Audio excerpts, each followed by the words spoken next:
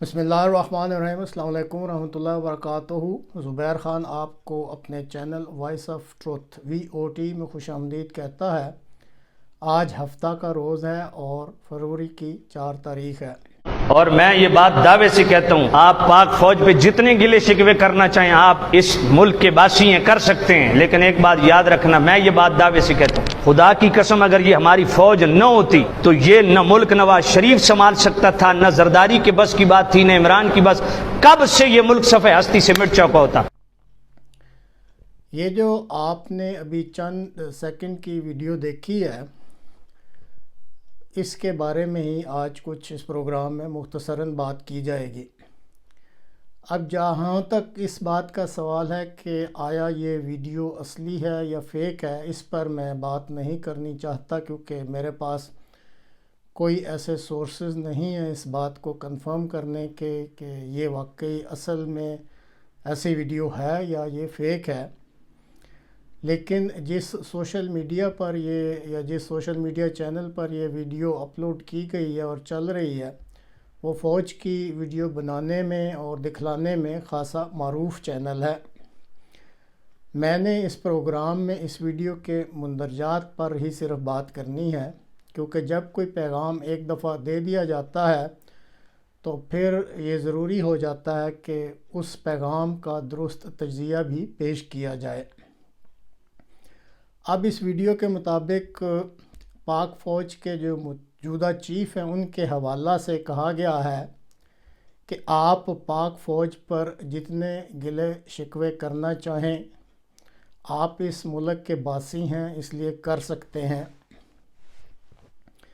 लेकिन एक बात याद रखें, और कहने वाले जो चीफ़ हैं वो ये कहते हैं कि ये बात मैं दावे से कहता हूँ कि खुदा की कसम अगर हमारी ये फ़ौज ना होती तो ये मुल्क ना नवाज़ शरीफ संभाल सकता था, ना जरदारी के बस की बात थी और ना इमरान के बस की, और कब का ये मुल्क सफ़े हस्ती से मिट चुका होता। पहला नुक्ता जिसकी वजाहत ज़रूरी है कि कभी किसी मुहिब्बे वतन ने फ़ौज के, जो पाकिस्तानी फ़ौज का इदारा है, उसके बारे में कभी भी कोई गिला और शिकवा नहीं किया।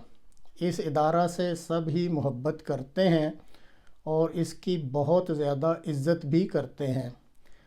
लेकिन ऊपर आ जाने वाले जर्नैल जब अपने बैरूनी आकाओं और ज़ाती मफादात की खातिर इस इदारा को इस्तेमाल करते हैं तो जो गिले शिकवे पैदा होते हैं वो दरअसल उन जर्नैलों के ख़िलाफ़ पैदा होते हैं जो ऐसी हरकतें करते हैं।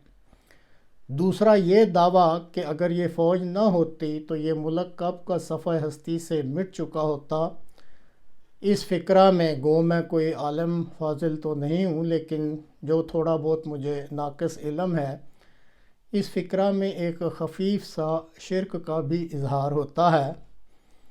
इस दुनिया में कोई किसी का ज़ामन नहीं होता, ये इज़्न रब्बी होता है जो किसी को मिटाता और कायम रखता है। मुल्क कभी भी सफ़े हस्ती से नहीं मिटते, हाँ अलबत्ता उनकी हैत तब्दील हो जाती है, यानी सूरत हाल बदल जाती है। इराक़ और लीबिया की मिसालें मौजूद हैं। फ़ौज ख़त्म हुई तो उनकी सूरत हाल या हैत तब्दील हो गई, लेकिन मुल्क सफ़े हस्ती से नहीं मिटे। ज़मीन का टुकड़ा और आबादियाँ अभी भी इन मुल्कों में मौजूद हैं। फिर इस मुल्क को चलाने या संभालने की बात की गई तो जनाब सवाल तो ये पैदा होता है कि इस मुल्क में सियासतदानों को आज़ादी से मुल्क चलाने का और संभालने का मौका ही कब दिया गया है। मुल्क की उम्र तकरीबन 75 साल है। आधे से ज़्यादा इस 75 सालों में हुक्मरानी फ़ौजी जर्नैलों की है, और जो अरसा सियासतदानों को दिया गया वो भी जादुई छड़ी यानी चीफ़ ऑफ स्टाफ की स्टिक के ज़ेर असर गुजारने की हदायत के तहत ही दिया गया, यानी जो अरसा भी सिविल सियासतदानों को दिया गया। अब हमसाया ममालिक से तल्लुकात किसने ख़राब किए, जंगें किन अदवार में हुई, मुल्क दो लख्त कब हुआ, कारगिल का एडवेंचर किसने किया, بلوچستان کے مسنگ پرسن کا مسئلہ کس کے دور میں شروع ہوا؟ KPK کے سرحدی علاقوں میں دہشت گردی کس نے پروان چڑھائی؟ ملک بھر میں مذہب کے نام پر ملیٹنٹ اور جہادی تنظیمیں کس نے پروان چڑھائیں؟ ان سب مسائل کی جڑ فوج کے وہ جرنیل ہیں جو اپنے اپنے وقت میں اس ملک کو سنبھال بھی رہے تھے اور چلا بھی رہے تھے۔ انہوں نے اس ملک کو ایسا چلایا اور سنبھالا کہ ان کے چلاؤ فوجی جرنیلوں کے چلانے کے طریقے یا سنبھال کے طریقے جو اپنائے گئے، اس کا خمیازہ یہ قوم سالوں سے بھگت رہی ہے اور نہ جانے کب تک بھگتتی رہے گی۔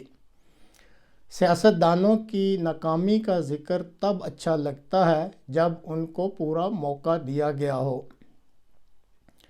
اور پھر اگر ہم ان کے سیاستدانوں کے مقابلہ پر جو بھی ان کو لولی لنگڑی جمہوریت کے تحت موقع دیا گیا، اگر ان کے دور حکومت کے مقابلہ پر فوجی جرنیلوں کے دور حکومت کا مقابلہ کریں تو بتائیں کہ فوجی جرنیلوں کے دور حکومت کے وقت اس ملک میں کون سی شہد اور دودھ کی نہریں بہہ رہی تھیں جو کہ ابھی تک جاری ہیں یا جن کو خراب کر دیا گیا ہو۔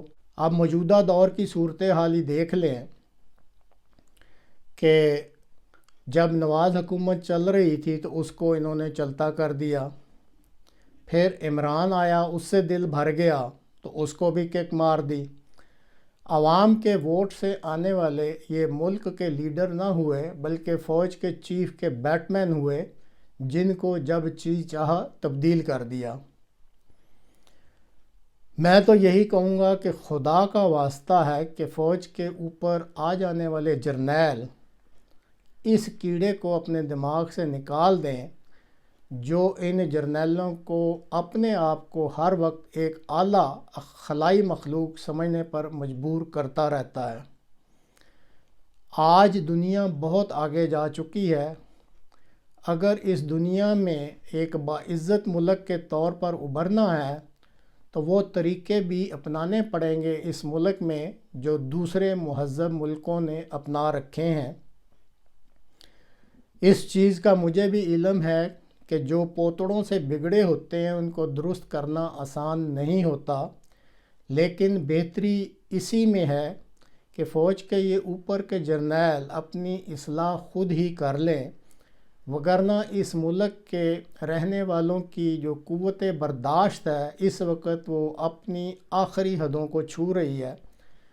تازہ ٹریلر کے طور پر KPK کی پولیس کے احتجاج اور 2000 سے زائد جو استعفے ہیں، اس کی صورت میں آپ یہ ٹریلر دیکھ چکے ہیں کہ اس ملک کے عوام اور دیگر جو باشندے ہیں یا جو بھی کام کرنے والے ہیں، ان کی برداشت کی حد جو ہے وہ آخری حدوں کو چھو رہی ہے یا نہیں، اس بات پر غور کریں۔